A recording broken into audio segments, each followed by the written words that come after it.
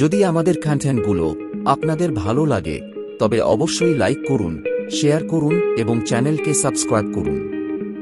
Subscribe করার পরে bell আইকনটি অবশ্যই দিয়ে রাখবেন যাতে আগামী সমস্ত ভিডিওর নোটিফিকেশন আপনাদের কাছে পৌঁছে যায়।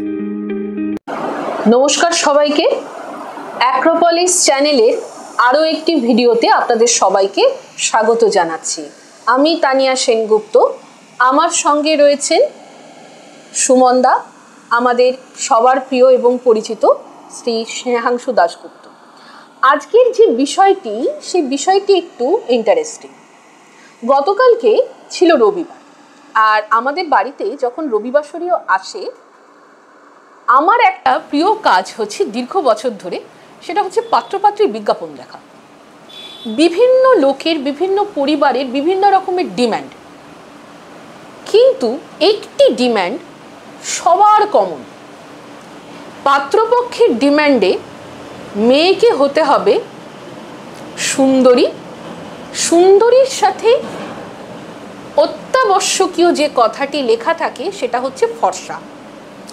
আমাদের ভারতবর্ষের আপামর জনতার মধ্যে ফর্সা নিয়ে একটি অদ্ভুত রকমের ভালোবাসা রয়েছে। মেয়ে ফর্সা হলে সুন্দরী, ছেলে ফর্সা হলে হ্যান্ডসাম।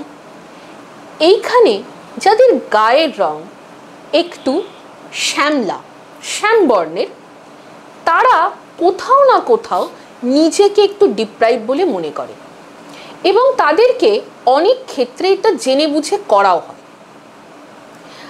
আগে ইতিহাস বইতে পড়েছি যে ভারতীয়দের ইংরেজরা ভীষণ রকমের ঘেন্না করত, কারণ ভারতীয়দের গায়ের রং ছিল শ্যামলা বা কৃষ্ণবর্ণের। আমার এখানে ছোটবেলা থেকে একটি জিজ্ঞাসা ছিল। আমার বাড়িতে আমার ঠাকুরদার মুখ থেকে আমি যখন শুনতাম যে দ্রৌপদী, তারপরে সীতা, মা কালী, এরা সবাই কালো, আমার তখন মনে হতো, তাহলে এদেরকে কি কখনো শুনতে হয়নি যে তুমি কালো, তোমাকে এই রংটা মানায় না, বা তোমাকে দেখতে বিচ্ছিরি? যখন একটু বড় হলাম, ধীরে ধীরে বুঝতে পারলাম যে কালো হচ্ছে জগতের আলো। এটা কিন্তু এমনি এমনি বলছি না, এটা বলার পেছনে কারণ আছে।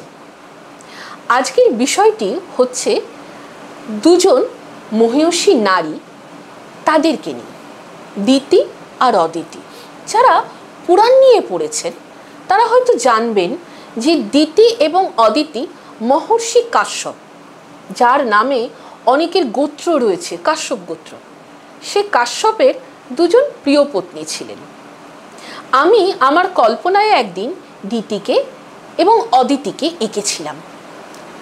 অদিতি হচ্ছেন আদিত্যগণ বা দেবতাদের মা, এবং দিতি হচ্ছেন দৈত্যগণ, তাদের মা। দিতির ছবিটি আমি যখন পুরাণের বর্ণনা অনুযায়ী আঁকলাম, আমার যত বন্ধু রয়েছে এবং আমার যত অপরিচিত, যারা কিনা আমার আঁকাটাকে একটু চেনেন, জানেন, তারা সবাই বললেন, ভুল এঁকেছো, তুমি দিতিকে কালো রঙের করতে হতো আর অদিতিকে করতে হতো ফর্সা রঙের। দাদার কাছে আসবো। দাদা, এই যে ফর্সা রং নিয়ে আমাদের এতটা, যে কি বলবো, ভালোবাসা, যে বিচ্ছিরি কুচ্ছিত মানেই কালো, শয়তান মানেই কালো, জঘন্য রকমের তাকে দেখতে হবে, আর যারা ফর্সা সুন্দর তার মানে তারা একদম দেবতা। তো এটার পেছনে অবদানটা কাদের? মুঘলদের, নাকি যারা ইউরোপ থেকে এসেছিল হানাদার, মূলত তাদের? মুঘলদের তো একদমই না। এটা শুরু হয়েছিল সেই 327 খ্রিস্টাব্দ পূর্বাব্দে, 327 যখন আলেকজান্ডার ভারত আক্রমণ করে, তার পরবর্তী সময় থেকে। কারণ আলেকজান্ডারের পরে সেলুকাস, আচ্ছা, প্রথম যেটা শুরু হয়, সেলুকাসের মেয়ের সঙ্গে চন্দ্রগুপ্ত মৌর্যের বিয়ে হয়। এবং এই ইতিহাসটা আমাদের পড়ানো হয় না যে চন্দ্রগুপ্ত মৌর্য এবং ওই সেলুকাসের মেয়ের মিলনের যে সন্তান হয়েছিল, একটি ছেলে, তাকে ইভেন চাণক্য কিন্তু সিংহাসনে বসতে দেননি। হ্যাঁ, দেননি। তার অনেকগুলো কারণ উনি বলেছিলেন। একটি একটি রাজনৈতিক কারণ, এছাড়াও কিছু জাতিগত কারণ এবং একটা খুব বৈজ্ঞানিক কারণ। এইবার সেক্ষেত্রে চাণক্য এবং চন্দ্রগুপ্ত মৌর্যের মধ্যে একটা খুব বাদানুবাদ হয়। তো চাণক্য তখন এই আপনি যেটা বললেন এই ধরনের ব্যাখ্যাটা চন্দ্রগুপ্ত মৌর্যকে উনি দিয়েছিলেন। উনি বলছেন, দেখো অ্যাকচুয়ালি আমাদের বলা হয় যে শুক্রাচার্য, দৈত্যগুরু শুক্রাচার্য, হ্যাঁ, ওনার কিন্তু বর্ণ কিন্তু শ্বেত। বৃহস্পতি কিছুটা ঈষৎ হলুদ বর্ণ, উনি কিন্তু শ্বেত নন। আর বাদবাকি আমাদের দেবদেবী যারা আছে বেশিরভাগই নয় কৃষ্ণবর্ণ, কিছু নীল বর্ণ, কিছু শ্যামবর্ণ। শ্বেত একমাত্র একজনই আছেন সরস্বতী, তিনি কিন্তু প্রধান উপাস্য দেবী নন। দুর্গা, কালী, জগদম্বা যাদেরকে আমরা উপাসনা করি, উপাসনা মানে ওয়ার্শিপ করা, সাধনা করি, তারা সবাই কালো। এবং আমাদের যে পৌরাণিক ও মহাভারত রামায়ণের যারা সেরা চরিত্র, দ্রৌপদী অপর নাম ছিল কৃষ্ণা, যেহেতু সে কৃষ্ণবর্ণের ছিল। অর্জুনও কৃষ্ণবর্ণের, হ্যাঁ, অর্জুনও কৃষ্ণবর্ণের ছিল, অর্জুন শ্যামবর্ণ আর কি। দ্রৌপদী তার থেকেও একটু ডিপ কালার ছিল, একটু গাঢ় ইয়ে ছিল। এবার মহাভারতের বর্ণনা অনুযায়ী যে এই যে আমাদের রবীন্দ্রনাথ ঠাকুর, আমি লোকটাকে এই জন্য সম্মান করি, ওনার না দেখার দৃষ্টিটা অন্যরকম ছিল। ওনার তো চিন্তাধারা, উনি ওনার যুগ থেকে এগিয়ে ছিলেন, অস্বীকার করার কোনো রাস্তা নেই। এবং উনি যে এই যে কালো হরিণ চোখ, ওনার যে সেই বিখ্যাত ওনার কবিতা এবং গান, দেখেছি কি তুমি সেই কালো হরিণ চোখ, তা সেই যে কারণ কি দ্রৌপদীর নাকি ওই কৃষ্ণবর্ণের জন্যই সব রাজা মহারাজারা সেই কৃষ্ণবর্ণের ওপর যে রূপ, তার মহিমার ওপরই সবাই নাকি আরো বেশি আকৃষ্ট হয়েছিল।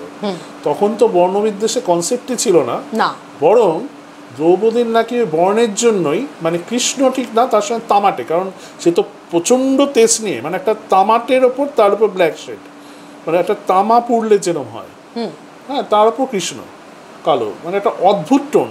মানে দেখবেন এখন সব নানা রকম ওই ম্যানিকুইন ট্যানিকুইন দেখে না, ওই যে মলটলে দেখবেন একটা অদ্ভুত টোন বার করে, তার উপর জামা কাপড় পরায়, যেটা ঠিক কালো না, ঠিক তামা টোন, একটা অদ্ভুত টোন, কিন্তু ওটা ডার্ক, কালারটা ডার্ক, কিন্তু টোনটা একটু অদ্ভুত। ওই টোনটা খুব অ্যাট্রাকটিভ টোন। এবং শাস্ত্র মতে কিন্তু বলে যে অপেক্ষাকৃত, মানে শাস্ত্র কেন, বৈজ্ঞানিক মতে এখন নতুন মানে বায়োলজি বলুন, জেনেটিক্স বলুন, তাদের মতে বলছে অ্যাকচুয়ালি কৃষ্ণবর্ণের ত্বক হচ্ছে সবচেয়ে স্বাস্থ্যকর ত্বক, তারপরে কিছুটা বাদামি, তারপরে হচ্ছে একটু হলুদ যারা মঙ্গোলিয়ান, আর সবচেয়ে অস্বাস্থ্যকর ত্বক হচ্ছে শ্বেতবর্ণ। এটা তো আপনি বাঙালিদের উপরে একটা বিরাট বড় দ্বন্দ্বে ফেলে দিলেন, কারণ বাঙালি সমাজে ফর্সা মানেই সুন্দর।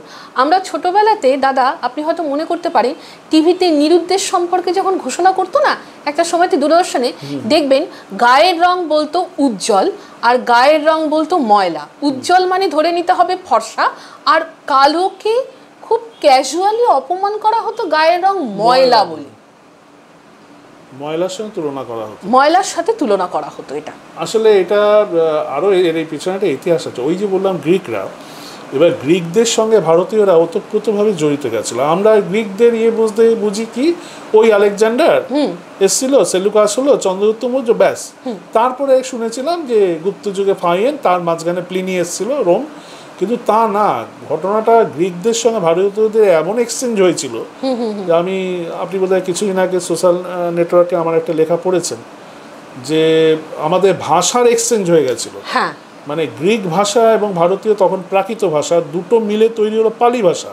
মানে তার লিপিগুলো ছিল গ্রিকের, আর তার ব্যাকরণ এবং তার টোটাল স্ট্রাকচারটা ছিল ভারতে। এবং এই ভাষায় কিন্তু অশোক শেষে শিলালিপিগুলো লিখেছিলেন যে সবে মুনিষে মামা প্রজা। দেখবেন ওর হরফগুলো কিন্তু সব গ্রিক, কোনোটা ভারতীয় না।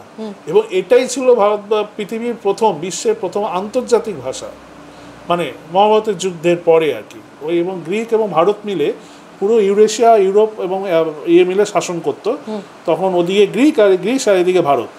তার মধ্যে কমিউনিকেশন ল্যাঙ্গুয়েজ কি ছিল না, পালি। এটার যেমন একটা ভালো দিক, আবার শুধু তাই না, আমাদের যে গান্ধার শিল্প বলে যে একটা নতুন একটা স্থাপত্য শৈলী, সেটাও কিন্তু গ্রিক আর পশ্চিম ভারতের এবং কিছুটা পার্সিয়ান মিলে হয়েছিল। হ্যাঁ, তার গান্ধার স্থাপত্য শৈলী আমরা ইতিহাসে পড়েছি, যার জন্য দেখবেন সেরা সেরা গান্ধার স্থাপত্য শৈলী সব আফগানিস্তান, পাকিস্তান, ইরান, ওই উজবেকিস্তান ওইসব দিক থেকে শুরু করে গ্রিস অব্দি আছে। এবং তার ওপর গান্ধার সঙ্গীত কলা পর্যন্ত প্রভাবিত হয়েছিল, এত তার ইয়ে ছিল। তো এইটি হচ্ছে ভালো দিক। খারাপ দিকটা কোথায়? খারাপ দিকটা হলো যে অ্যাকচুয়ালি গ্রিকদের যে এথেনিক তাদের যে উপাসনা পদ্ধতি ভারতীয়দের সঙ্গে প্রচুর সিমিলারিটি, কারণও আছে। কারণ এখন এগুলো আমি আনবো না, পরের ইয়েতে আনবো, যে অ্যাকচুয়ালি গ্রিস যে সভ্যতাটা সেটাও পত্তন ভারতীয়রাই করেছিল। কিভাবে করেছিল, কেন করেছিল, সেই এপিসোড আমি পরে বলবো, এটার মধ্যে আর আনছি না। তার ফলে ভারতীয়দের একটা ছাপ গ্রিসে আছে।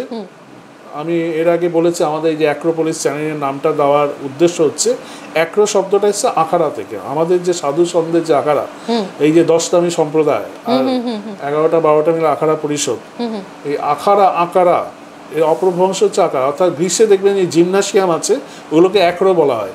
সেই জিমনাসিয়ামে শুধু শরীরচর্চা না, তার সঙ্গে নানা রকম শিক্ষা, বিদ্যা শিক্ষা, জ্ঞান শিক্ষা, নানা রকম মনস্তাত্ত্বিক এবং সামাজিক চর্চাও সেখানে হতো।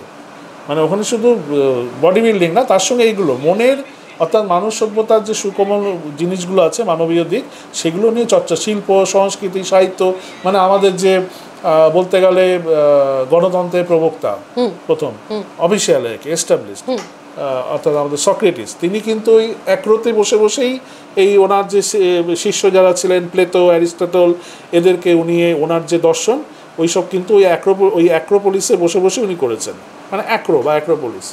তা এখন এর যেমন একটা ভালো দিক, আবার দেখুন গ্রিসের দেবী এথেনা, সেই এথেনাটা কে? দেখুন সরস্বতী দেবী। এথেনা আর আমাদের সরস্বতী মোটামুটি এক।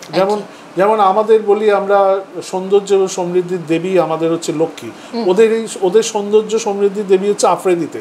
একই রকম দেখতে, প্রায় একই রকম দেখতে। আমরা যেমন সূর্যের দেবতা সূর্যদেব, ওদের অ্যাপেলো, সূর্যের দেবতা অ্যাপেলো। তো এবার কী হচ্ছে, দেখা যাচ্ছে প্রচুর সিমিলারিটি। ওদের দেবদেবী আমাদের দেবদেবী, ওদের ইভেন উপাসনা পদ্ধতি আমাদের উপাসনা পদ্ধতি প্রায় মোর দ্যান 80%।